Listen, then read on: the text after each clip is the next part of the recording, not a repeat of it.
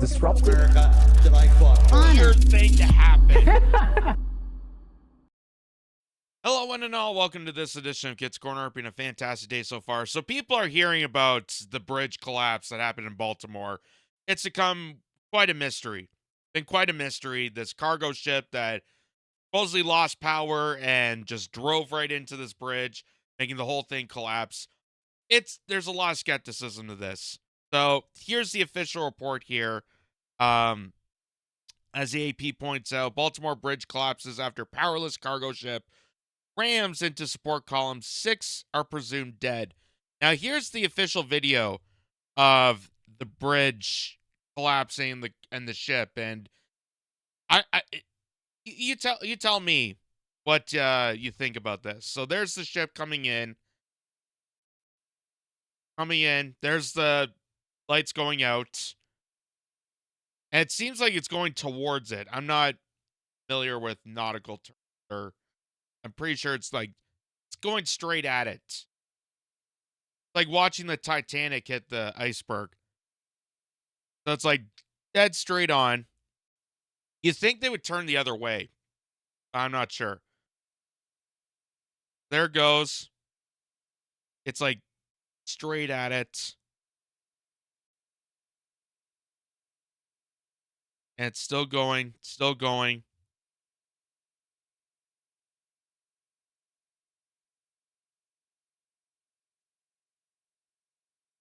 And there it goes. Completely destroys that whole bridge. Now you think, and again, I'm not a sailor. I'm not an expert in architecture.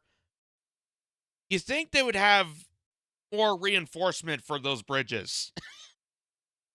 Like it kind of just looks like a steel frame, but aren't most bridges, at least from what I see, don't they have like some sort of concrete with them too? I could be wrong. Like I said, I'm not an architect. I'm not a physics expert.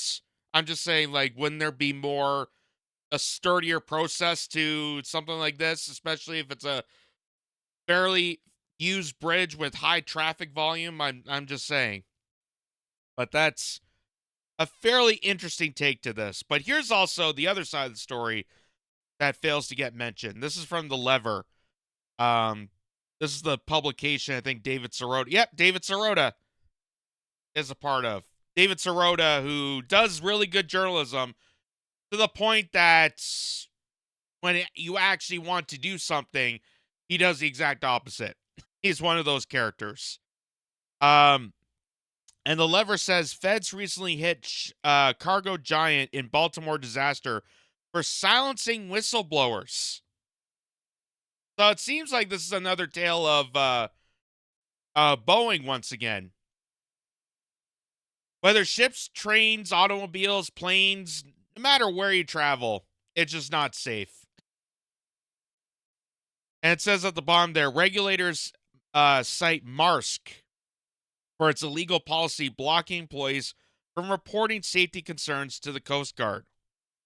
So the article goes on to say that the company that chartered the cargo ship that destroyed the Francis Scott Key Bridge in Baltimore was recently sanctioned by regulators for blocking its employees from directly reporting safety concerns to the U.S. Coast Guard, in violation of a seaman whistleblower protection law, according to regulatory filings reviewed by The Lever.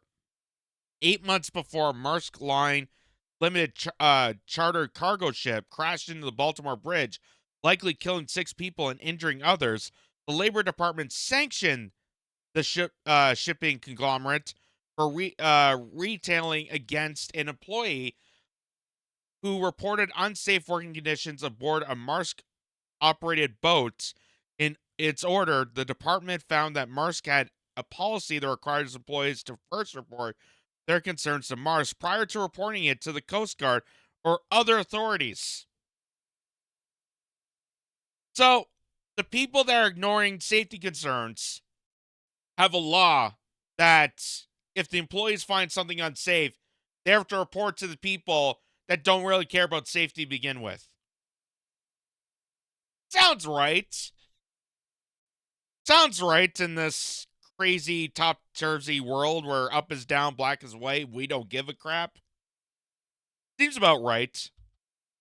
Federal regulators at the Occupational Safety and Health Administration, which operates under the Labor Department, called the policy repugnant and a reprehensible and egregious violation of rights of employees, which chills them from contacting the Coast Guard or other authorities without contacting the employee first. Marsh's reporting policy was approved by company executives. Federal regulators found their investigation to the incident. Marsh, vice president of labor relations, admits that this reporting policy requires seamen to report safety concerns to the company and allow it to time to abate the conditions before reporting to the Coast Guard or other regulatory agencies. Labor Department investigators said in their report. During their investigation to Marsk, federal officials say there was reasonable cause to believe that the company's policy violated the Seamen's Protection Act, which protects maritime workers who speak out about unsafe working conditions. Officials ordered the company to reinstate the employee and pay over $700,000 in damages and back wages. They also demanded that Maersk revise its policy to allow seamen to contact the Coast Guard about safety concerns before notifying the company. The fired employee was a chief mate on the Safrine Manifi, a Maersk-operated vessel, who also served as relief captain when needed. The seamen reported unrepaired leaks, unpermitted alcohol consumption on board, inoperative lifeboats, faulty emergency fire suppression equipment, and other issues. Sounds like a joyous time. It sounds like, those Carnival cruise lines. Come aboard. You're going to feel safe. There's so many problems, you're never going to notice how good it is. Before he was fired, the employee was disciplined for not properly maintaining the logbook and failing to properly follow orders. The fired employee told federal regulators that he believed their disciplinary actions were retaliation for reporting alcohol consumption on board the vessel. Maersk did not respond to lever questions about the Labor Department's findings and its previous policy on workplace safety reporting ahead of publication. In a comment to other news outlets, Maersk stated, we're horrified by what has happened in Baltimore and other thoughts with all those affected. We can confirm that the container vessel Dali, reported by charter vessel company Synergy Group, is time chartered by Maersk and is carrying Maersk customers' cargo. No Maersk crew and personnel were on board the vessel. We are closely following the investigations conducted by authorities in Synergy, and we will do our utmost to keep our customers informed. So, it just seems like this is the state of affairs. This is where, corporation, capitalism just eats itself to the point that we don't have regulators to make sure things are safe, to make sure things are adequate, not only for customer protection, but for employee protection, for product protection, and even just protection for the company itself. But yet people like commentators like I'm blanking on the name already. Who said that we don't need regulations, we just have smartphones. Just take a picture and everything will be good. Who needs safety? Who needs all that? Apparently. So it's amazing. It's amazing. They can't even report the safety conditions and reveal to people how unsafe these vessels are. It's like a Boeing story once again. And we know how that whistleblower turned out, because they had employees speak out on camera to realize that these planes that they're manufacturing, they're the ones making the planes, and they're realizing that these planes are unsafe. They're not safe to ride. Like, the employees don't even want to ride the planes that they're making. What does that tell you? What does that tell you? That there needs to be something to stop this madness. But again, none of these big conglomerates, none of these big mega monopolies don't care about the little issues like this, but the little issues impact the general majority of their company, because now they're facing the prosecution of of this horrific scene. Now they have to deal with so much madness to retaliate against the fact that their faulty ship crashed into a bridge. Not to mention that the bridge was probably under massive repairs and needs to be upgraded, and our infrastructure alone needs to be upgraded to serve the needs of people and our in our tiny society. It's absolutely crazy. So it's even so crazy that a general chimed in on this. This is General Mike Flynn. He says this is a black swan event. The bridge that collapsed. This is a black swan event. Black swans normally come out of the world of finance, not military. The standard operating procedures for all U.S. ports, harbors, and bays that transit commerce and military activities are supposed to maintain an incredible level of discipline, rigor, and awareness for these very types of events to not occur ever. Yet here we are. There are harbor masters for every single one of these points in America that are in charge of assuring the safety of navigation. Start there. So that's a general saying that this could have been prevented if we had the necessary precautions before this that would actually prevent it. But we are losing those protections. We are losing that safety net. And this kind of goes into this. When I see this, it kind of reminds me of there's a scene, I think it's from the Michael Moore documentary, where they talk about how these regulatory boards, these kind of overheads of corporations, you look at, for example, European companies. There's European auto manufacturers like Volkswagen that have people on the heads of the company. And they're required that one of those heads, one of the people that are overseeing the company, be an employee who actually worked at Volkswagen.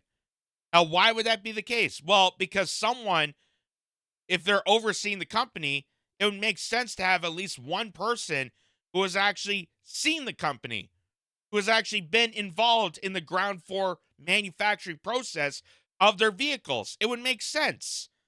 But we don't have that. We don't have that with a lot of these corporations, with a lot of these companies.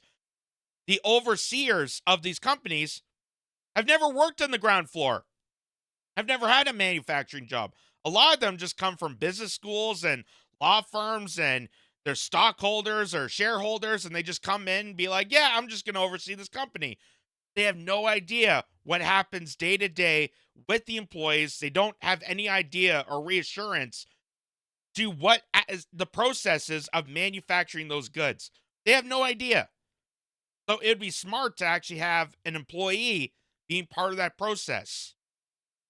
And that's what makes that was a proven point in German auto manufacturing. If they had that person on the top of the regulatory board, then they can actually speak on behalf of the employees and see the safety concerns, see the hassle, and try to prevent more of these incidents from happening.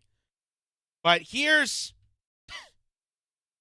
Mayor Pete Buttigieg, or Booty Jiggles, as I like to refer to, who's the transportation secretary, and we know how much of a great secretary he is for transportation. Considering this administration has just caused the utmost disastrous events to witness. The train derailment in East Palestine, Ohio, the Boeing planes that have been grounded because of so many safety concerns, and now this.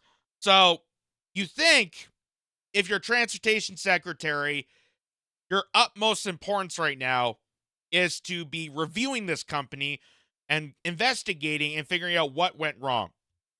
But Mayor Pete has a different approach. And this is a classic kind of neoliberal wokeism, corporate corporate Democrat solution to this. Listen to this.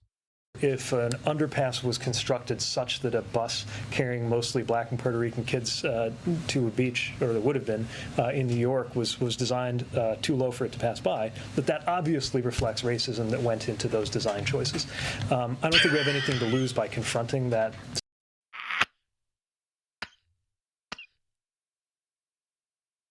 That's right, kids. That's right, kids. The bridge was racist. That's what went wrong. It's not the fact that this mega company that has vast control over the cargo ships and the cargo transit in America that went to fault. It's because the bridge and the bridge work was racist. Well, even if that was slightly true to his argument, which it isn't, but if it was slightly true, hypothetically, is it your responsibility as transportation secretary to make the bridges better? Maybe invest that into proper infrastructure so that we can actually upgrade the infrastructure for an ever-increasing population and ever-increasing consumer demand. That would be the smart thing to do. But he's saying that because of the design of the bridges and how it was imposing immigrants has something in relation to the Baltimore Bridge collapsing when a cargo ship hit it. Like, this is the last resort. This is all they have left. This is all they have left. Because they didn't do anything with East Palestine, Ohio. They didn't do anything with Boeing. They haven't done anything with the failing transportation system in America. And it's symbolic to the general idea of the empire collapsing within. Not only the fact that people are working paycheck to paycheck, they can't afford basic living in America to the point that they're sleeping out in tents in major parts of the United States. Not only that, but when you have crumbling infrastructure and all your hard work that you invested into your country is falling apart because you're not investing any more into that country, that is symbolic to the fact that this is crumbling the entire nation of America. This is them ripping the carpet underneath the country and saying, screw you, we're going to sell it off overseas, we're going to invest it into corruption, we're going to sell it off to Wall Street, and all the rest of America is screwed. Because more of this is going to happen. More of this is going to happen when you have idiots like this in charge. When you have failed leadership that don't even lead on anything except the fact that we're going to make this a virtue signaling trope and invert racism into a vital situation that needs to be investigated. Like, people have died. People have died and got injured. And this is a huge transportation bridge and a huge transportation vessel carrying cargo in Baltimore. And your best reaction is, oh, it's possibly racist. So, kids, if you're ever thinking about career choices, I guess architecture, construction, working on a ship, being a sailor, I guess that's all kind of entwined to, white supremacy. According to Mayor Pete Booty Jiggles. What a freaking hilarious clown he is. And that's just symbolic on the rest of the administration, because that's in charge of your transportation. That's in charge of the infrastructure. It shows what lacking the rest of the administration is and how they just allowed this to happen instead of actually doing a proper investigation and feeling actually some sort of initiative to take responsibility for the failings of not only corporations in America, but the failings of the transportation sector that is crumbling beneath us. Bye.